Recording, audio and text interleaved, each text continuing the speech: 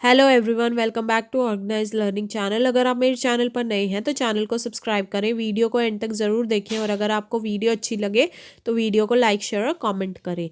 तो आज की इस वीडियो में हम SCERT द्वारा जो ICT की बुक दी गई है उसका chapter number 2 data representation and processing 06 उसको डिस्कस करने वाले हैं। उसकी समरी, एक्सरसाइज और क्वेश्चन आंसर्स हम देखेंगे। तो देखते हैं।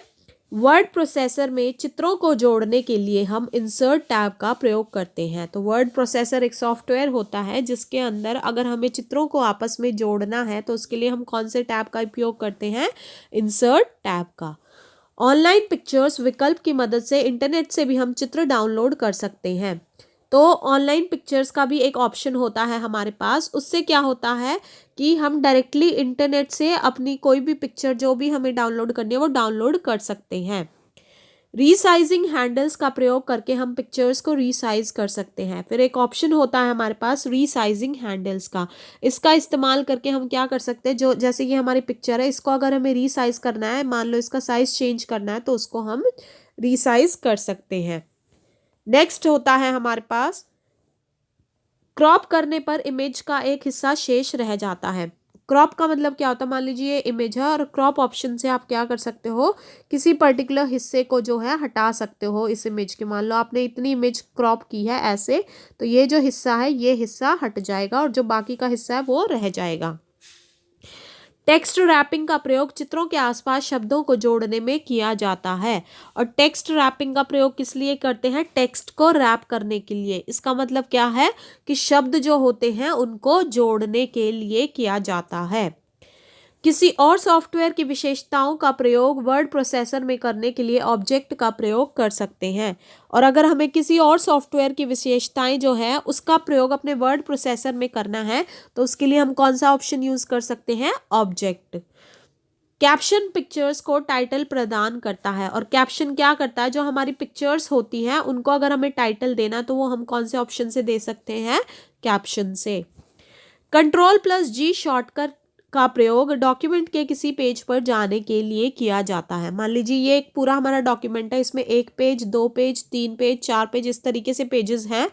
तो अगर हमें डॉक्यूमेंट के किसी भी पेज पर जाना है, मान लीजिए हमें 3rd पेज पर जाना है, तो उसके लिए हम Ctrl+G का शॉर्टकट यूज करते हैं। इसे गो टू फीचर भी कहा जाता है। तो जो ये Ctrl+G शॉर्टकट होता है इसको हम गो टू फीचर भी बोलते हैं। अलाइनमेंट ऑप्शंस मुख्यतः इस प्रकार होते हैं: top, middle, bottom, left, centre, right. तो अलाइनमेंट अगर हमें पेज पे करनी है अपने टेक्स्ट की, मान लीजिए ये कुछ टेक्स्ट लिखा हुआ है, इसकी अलाइनमेंट करनी है, तो वो किस प्रकार से हो सकती है?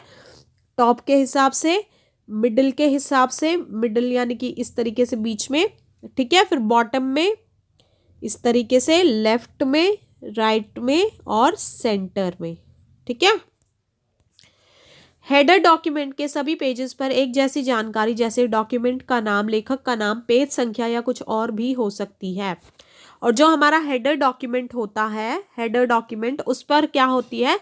सभी पेजेस पर एक जैसी जानकारी जो है वो हो सकती है, जैसे कि डॉक्यूमेंट का नाम, लेखक का नाम, पेज संख्या या कुछ भी हो सकती है।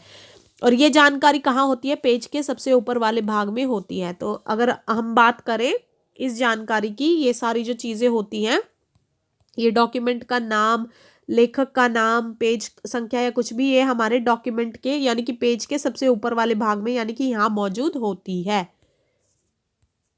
उसके बाद आता है फुटर। डॉक्यूमेंट के सबसे नीचे वाले भाग में दी गई जानकारी होती है। और जो फुटर होता है वो जो पेज के नीचे जो पोर्शन होता है वो फुटर कहलाता है। जैसे जनरली जो पेजेस पे नंबर लिखे होते हैं 1 2 3, वो पेज के नीचे वाले भाग में होते हैं, तो वो भाग फुटर कहलाता है। डॉक्यूमेंट के पेजेस को हम 2 तरह से प्रिंट कर सकते हैं: पोर्ट्रेट और लैंडस्केप। तो अब अगर हमें इस पेज का प्रिंट आउट निकालना है तो वो हम 2 तरीके से निकाल सकते हैं, या तो पोर्ट्रेट या फिर पूरा ऐसे लैंडस्केप करके, ठीक है, इस तरीके से। अब आगे इसकी एक्सरसाइज देखते हैं। एक्सरसाइज में देखते हैं फर्स्ट क्वेश्चन। Ctrl+Home की का क्या कार्य है? तो Ctrl+Home की अगर हम प्रेस करते हैं कीबोर्ड से तो क्या हो जाएगा? Moves the cursor in the beginning of the document. तो मान लीजिए ये हमारा डॉक्यूमेंट है, इसमें ये 3 4 पेजेस है, तो जो कर्सर होगा हमारा, उसको अगर हम कंट्रोल होम प्रेस करेंगे तो डॉक्यूमेंट की स्टार्टिंग में ले आएगा उस कर्सर को ये, ठीक है। क्या वर्ड में क्रॉस रेफरेंस के रूप में डाला जाता है, और क्या वर्ड में जो क्रॉस रेफरेंस है उसको क्रॉस रेफरेंस के रूप में किस चीज को हम वर्ड के अंदर डालते हैं, तो वो होते हैं हमारे वर्ड फील्ड्स। तो डी ऑप्शन। डिफॉल्ट रूप से किस पृष्ठ पर हेडर या फुटर लेख मुद्रित होता है, तो अगर हम हेडर फुटर पे की बात करें तो हेडर फुटर कौन से पेज पर होता है, तो हम हेडर फुटर किसी भी पेज पर लगा सकते हैं, तो ऑन एवरी पेज। नेक्स्ट देखते हैं, मुद्रित पृष्ठ यानी कि प्रिंटेड पेज पर पाठ और ग्राफिक्स कैसे दिखाई देंगे, आप किस दृश्य व्यू से इसे देख सकते हैं। तो अगर आपको प्रिंटेड पेज पर ये देखना है कि जब मैं इसको प्रिंट कर लूंगी इस पेज को, तो मेरे पेज पे क्या क्या प्रिंट होकर आएगा, कैसा दिखेगा, अगर आपको ये चीज देखनी है तो ये आप कैसे देख सकते हो, कौन से ऑप्शन से, प्रिंट लेआउट से। किस टैब से आप सेव कमांड प्रयोग कर सकते हैं, तो कौन सा टैब होता है जहां पर सेव कमांड होती है, वो होता है होम टैब। कौन सा फॉन्ट स्टाइल नहीं है, इनमें से कौन सा फॉन्ट स्टाइल नहीं है, तो बोल्ड भी है, इटैलिक्स भी है, रेगुलर भी है, सुपर स्क्रिप्ट जो है वो फॉन्ट स्टाइल नहीं है।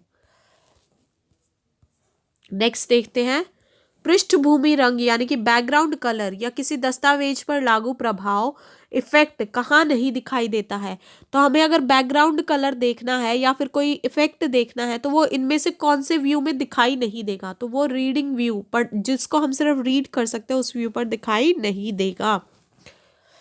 उसके बाद देखते हैं, फिलअप्स दिए हुए हैं। पहला फिलअप है, वाइड फॉर्मेट में एक दस्तावेज बनाने के लिए डैश को बदले, तो वाइड फॉर्मेट में अगर हमें कोई दस्तावेज बनाना तो उसके लिए हम क्या बदलना पड़ेगा, उसकी ओरिएंटेशन को।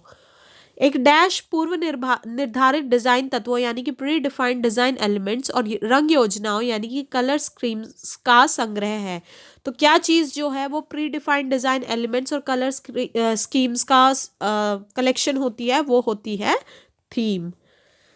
पोर्ट्रेट और लैंडस्केप डैश है, तो पोर्ट्रेट और लैंडस्केप दोनों क्या है, एक ओरिएंटेशन है।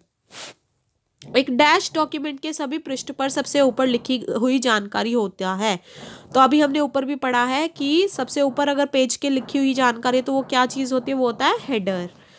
डैश वह स्थान है जहां एक पेज समाप्त और दूसरा पेज शुरू होता है, जैसे ये हमारा डॉक्यूमेंट है तो यहाँ अगर ये पेज समाप्त है और ये दूसरा पेज शुरू हो रहा है तो ये जो होता है ये इसका पेज ब्रेक होता है, ठीक है।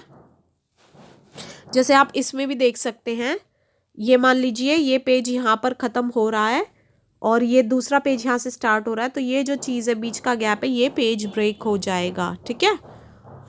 उसके बाद देखते हैं, अब देखते हैं हम ट्रू फॉल्स। वाटरमार्क टेक्स्ट या पाठ के पीछे मुद्रित ग्राफिक है। वाटरमार्क क्या होता है, ये जैसे हमारा पेज है और इसके इस पेज के ऊपर ये टेक्स्ट लिखा हुआ, तो इसके पीछे मान लीजिए अगर मैं यहाँ पर ऑर्गेनाइज लर्निंग का वाटरमार्क जो है हर पेज पर आ जाएगा मेरा, मान लीजिए मैं इसको ऐसा करती हूँ तो इस तरीके से जो है वो वाटरमार्क क्या होता है, पूरे पेजेस टेक्स्ट के पीछे दिखाई देगा वो आपको, तो ये इसके पीछे मुद्रित ग्राफिक है, तो ये ट्रू है। वर्ड प्रोसेसर में हम चित्रों को अलाइन नहीं कर सकते हैं, क्या वर्ड प्रोसेसर में हम चित्रों को अलाइन मतलब एक ऑर्गेनाइज वे में नहीं लगा सकते हैं, तो ये बिल्कुल गलत है। रीसाइज हैंडल्स का प्रयोग चित्रों का आकार बदलने के लिए किया जाता है, बिल्कुल सही है। अगर रीसाइज का मतलब है, रीसाइज हैंडल्स मतलब चित्र का आकार बदलना है, घटाना है, बढ़ाना है, कुछ भी अगर आपको करना है तो वो रीसाइज से कर सकते हैं। क्रॉप ऑप्शन से हम चित्र के मध्य से भी चित्र काट सकते हैं, और क्रॉप ऑप्शन से क्या कर सकते हैं, तो ये भी बिल्कुल ट्रू है कि क्रॉप से हमने देखा था ना कि चित्र के बीच से भी अगर हमें चित्र काटना हो यहाँ से मान लीजिए, तो उसको भी हम क्रॉप से कट कर सकते हैं।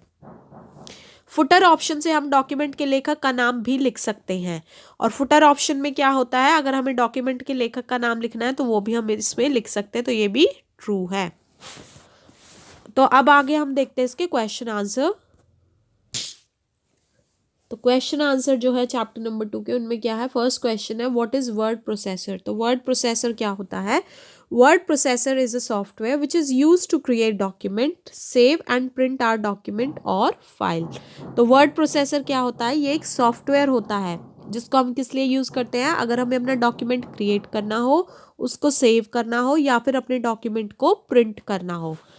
We can make attractive and colourful file और document by adding pictures and colours. तो अगर हम अपने अट्रैक्टिव और कलरफुल फाइल अगर हमें बनानी है तो वो हम कैसे बना सकते हैं, उसमें हम पिक्चर्स को ऐड कर सकते हैं या कलर्स को भी ऐड कर सकते हैं।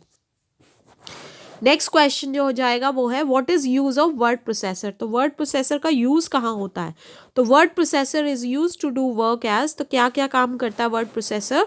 It is use to save all are information in a document, ये हमारी सारी जानकारी को एक डॉक्यूमेंट की फॉर्म में सेव कर लेता है।